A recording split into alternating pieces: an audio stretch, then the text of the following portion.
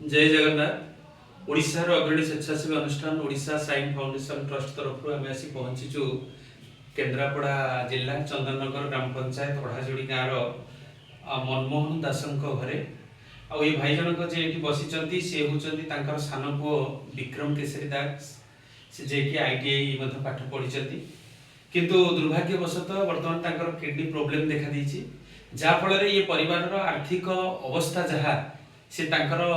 से ट्रिटमेंट करने परिवार बर्तमान संपूर्ण असमर्थ जहाँफल प्रत्येक सप्ताह बर्तमान 2 थर डायलिसिस कराऊँच उच्च चिकित्सा ये परिवार आज किसी निज संबल जमी किसी हर